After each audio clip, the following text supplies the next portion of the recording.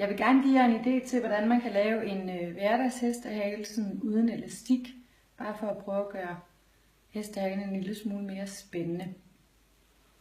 Jeg har min dukke her, og alt håret samlet om bag her i nakken. Så har jeg taget en lille bitte tot inden underfra og lagt over til siden.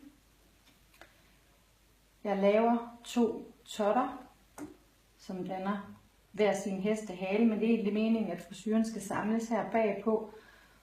Og den hårtot, jeg har delt fra her, skal køres i 8 taller rundt omkring de her 2 totter, for at danne en slags elastik, man lavede ud af hår. Så denne her ene tot hår kører jeg ind under denne her, om på den anden side, ind under her igen, om på den anden side.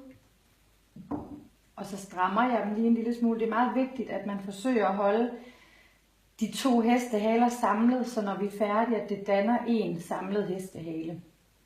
Igen et 8-tal.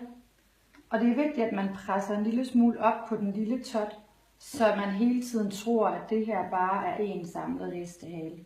Og bagom. Nu er denne her ved at være lidt lille, så nu fornyer jeg lige med en lille ny tot om bagfra. Og lægger sammen med den gamle.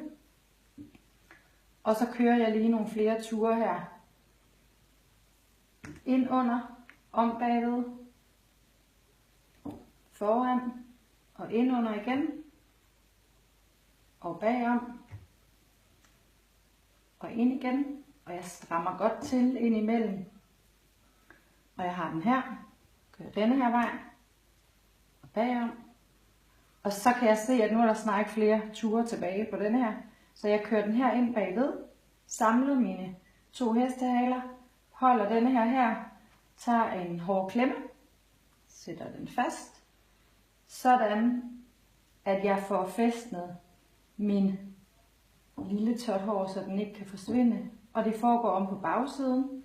Så man kan ikke se hårnålen, og der er egentlig heller ikke nogen elastik, der holder.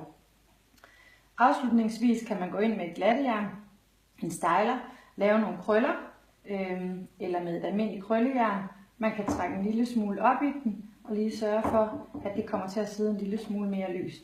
Det her er en frisyre, man kan bruge både til hverdag, men bestemt også til fest.